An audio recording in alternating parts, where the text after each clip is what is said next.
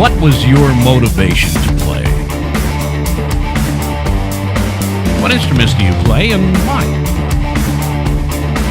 What influences helped your involvement in music, at least to shape it? Who inspired your interest in music? Nationally known artists, or was it local musicians and artists? What have been your personal experiences with music since your beginnings? How has your perspective changed over the years? Do you consider yourself as having natural talent or a gift? How would you evaluate your relationships with your peers?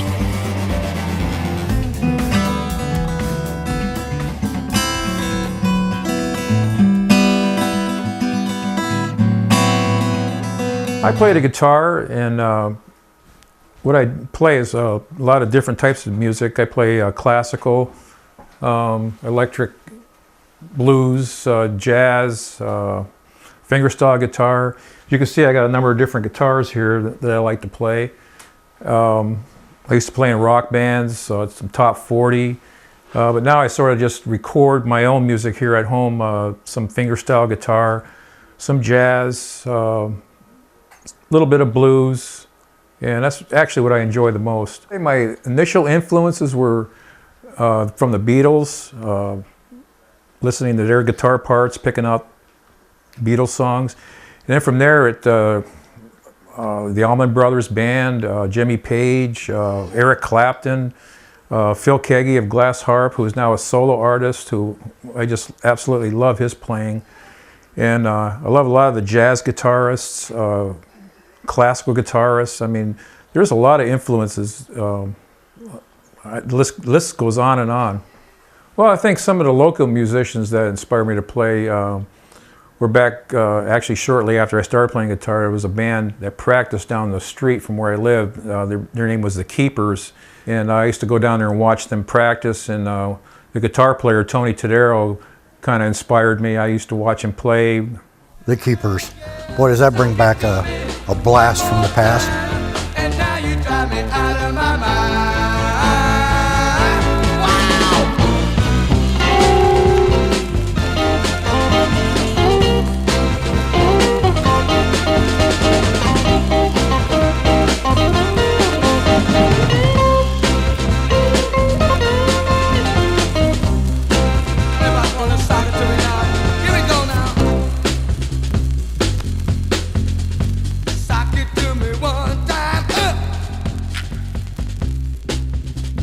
The Keepers were originally, before they came to Keepers, they were known as the Gemini 3. The Gemini 3 consisted of Johnny Guglielmo, Tony Tadero, and myself. That was probably back when we were like, I don't know, probably 8 or 9 years old. I guess what inspired us to become musicians back then, in the early 60s, was the Beatles. And when the Beatles came out, I said, man, this is the end of the world here. Ringo Starr. I said, oh my God, I got to become a drummer, you know. And when I learned how to play the drums, and when Matchbox, the song Matchbox and the song Boys, I said, oh my goodness, I'm going to have to learn how to do these songs because this is what I want to be, a drummer, and I want to be like Ringo Starr, you know. And then I started getting into a band. My buddies were Tony Tadero, Nick Church, Bobby Kazarowski. We got together one day and said, hey, you know, let's try to get a band together. Nick wanted to play guitar. Tony wanted to play lead guitar. Bobby wanted to get on the keyboards and play. And we just, upstairs in Tony Tadero's bedroom, we formed a band, and we were in that room every day, just constantly playing. And we just became musicians. We were the top band around Conneaut, Ohio. You know, we were playing down the pavilion, down the park, and we were just an everyday band, just trying to have fun and enjoy ourselves, you know. Johnny Guglielmo, my cousin, I remember him going to Simon's Music Store down here on Broad Street and buying drumsticks. And of course, the Beatles were big at the time. And I remember going to his house, and he had this chair. I can still see it. It was a padded chair with padded armrest, and he started beating on that chair and using every part of it like a drum set. And he never played drum, never took a lesson in his life that I know of. And he's probably one of the best drummers around today, still. And somehow, some way, I got a guitar. I think we got Tony Tadero, who was about 2 years younger than us. And he knew how to play the guitar because his father taught him how to play the guitar. And I believe his brother, Bobby Tadero, too, taught him how to play the guitar. And I think he had an extra guitar, and the three of us started playing. I remember Johnny borrowing his cousin, Donnie Munda's drum set. And our first gig as a Gemini 3 was at St. Mary's. And we carried that drum set and amplifiers and guitars in a wagon. I think it was 2 wagons. Little red wagons. And we towed them to St. Mary's. And we played in the gymnasium for a St. Mary's dance. The little red wagons.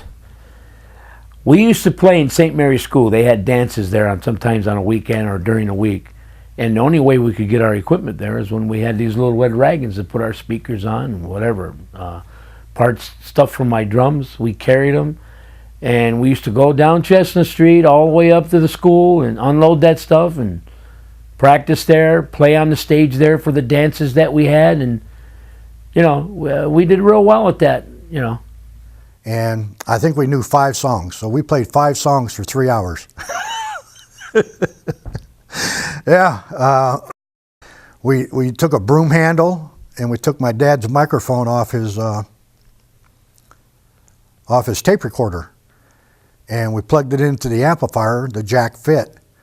I think we had 1 amplifier, 2 guitars, a drum set, and we made a boom out of a broom handle and a couple crates so Johnny Guglielmo could sing. Drop your silver in my tambourine. Help the poor man build a pretty dream. Give me pennies, I'll take anything. Now listen while But you know, one thing about it, everybody danced. There was nobody standing around for 3 hours. We played those 5 songs for 3 hours. And then as we got better and better, you know, we started to get more and more equipment, and then we got somewhere down along we became the keepers. Boy, does that bring me back. A long time, 1960s. After the Beatles, the Keepers, a band that we started, when I say we, Dick Fowler, myself, Nick Church, Tony Tadero, Johnny Guglielmo, I think we had Fred Kent. And I should preface this by saying, if I omit anybody, I apologize. But you were in so many bands, you were with so many different guys, changing, going on to different groups. And back then, most of the guys wanted to be in bands. They wanted to be like what they saw on TV or heard on the radio or heard the records. And you played them and you said, I can do that. I can't remember if there was anyone else in it at that time or not, but we kind of like played, I want to say heavy metal, psychedelic music, Jimi Hendrix, and stuff like that.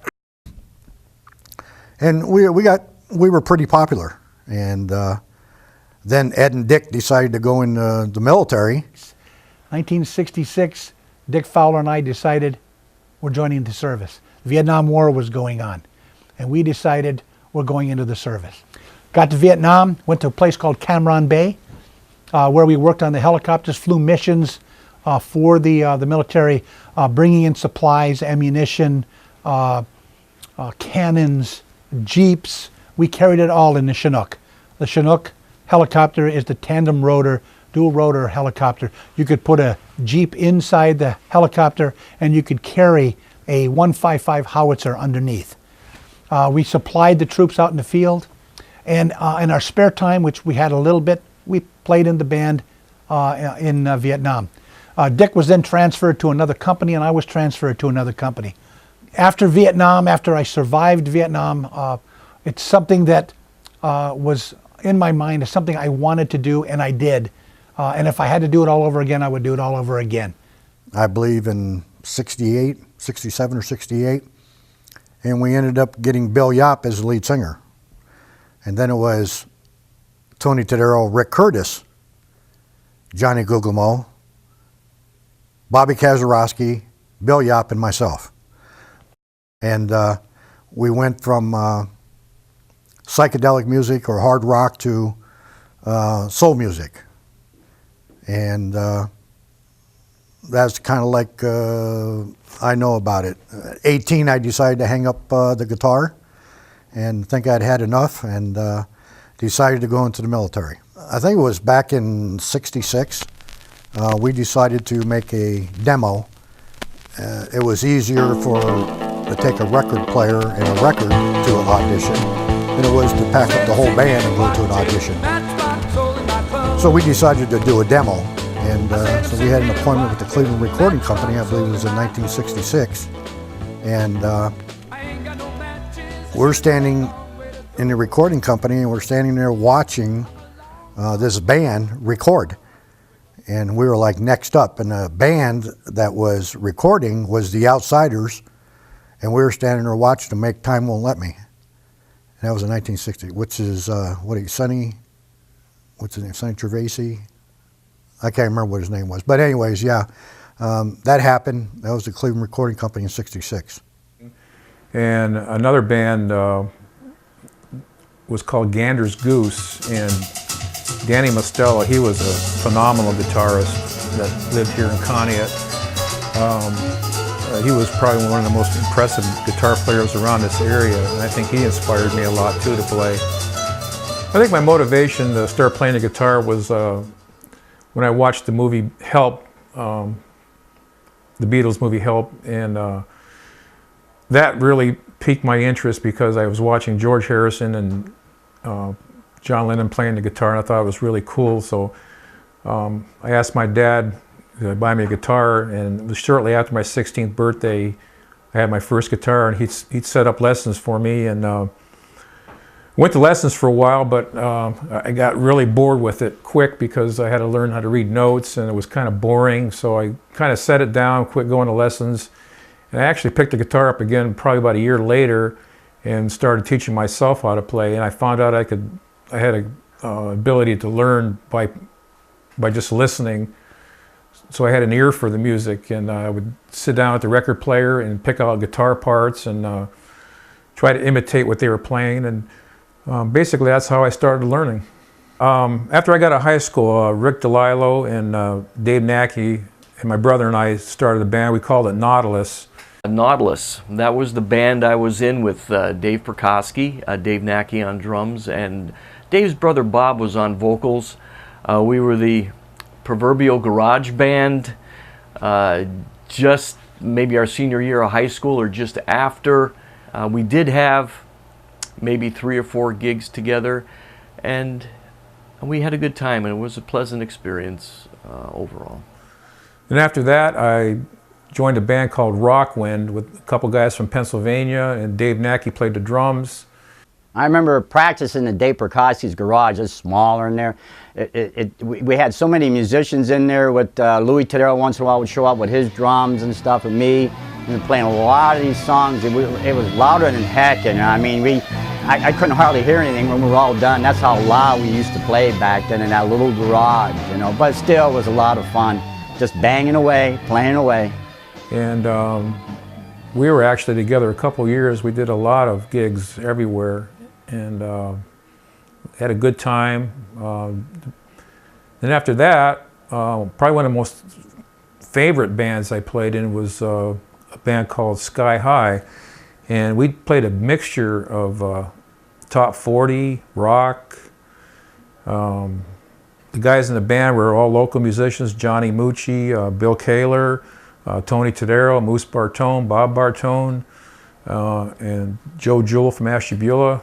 We had 2 horn players, 2 guitar players, a bass, a drums, and boy, we had a good time. It was a fun band. We were together for a while, and probably some of the best times I had playing. And then after that, I joined a band called Kiana that was already an established band. Actually, John Mucci and I joined right around the same time, and I played with them for a couple years. We had Dave Prikoski as our lead guitar player. Johnny Mucci was playing keyboards at the time. We did really great at that, and again, we were playing all the same places. Just kept keeping busy every week. You know, we were playing every single week. After that, I sort of got out of playing completely. I got married, had kids, and worked. You know, working a job and working a lot of overtime, you kind of set music to the side. And when you're raising kids, taking care of a home and family, it's just for a while there, I just didn't play at all. And I picked it up again in the early 90s when I was asked to play a reunion with some of the local musicians. And we formed a band called the Conneaut Boys, or TCB. And we did a lot of benefit jobs where we played for benefits, and we didn't do it to make money. We just did it solely to get together, have fun, and to make money for other organizations. And we actually played for at least 10 years off and on. Well, I first saw my son Bill play in a band. It was exciting, and I went as much as I could to see his band, and they were a great band too. The Pulse, I think a lot of people remember the Pulse back in the early 2000s, 2001, 2002, 3, 4. They played, I think, for 4 years, and they were a great band. And I always thought, boy, they sound better than the bands I played in. So I really got a big kick out of seeing them play. I've been playing, it's all came natural to me, really. I've been playing since I was like 3 years old. Never really had any formal lessons, just kind of, you know, learning these cover materials really helped me learn more techniques and all that stuff. So. Well, I think after playing and thinking about all the mistakes I made, it kind of motivated me to practice more and to learn the songs better. And you know, it's just a natural thing. You want to do your best when you're up there in front of a crowd, and especially when you're playing a lead part and all the eyes are focused on you. I actually didn't like the fuzz tones. I tried to get the natural sound out of the amp. I did have a few fuzz tone devices, I think from Electro Harmonix, and I had a wah-wah pedal. And later on I got a phase shifter, but I really wasn't too much into effects. I tried to go with the natural sound from the amp.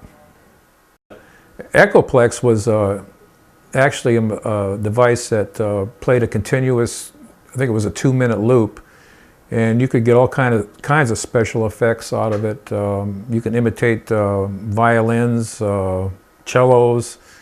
Depending on how you played it, it was a lot of different sounds you can get out of it. And actually, they're kind of making a comeback right now. And if you have one, an original one, it's worth a lot of money.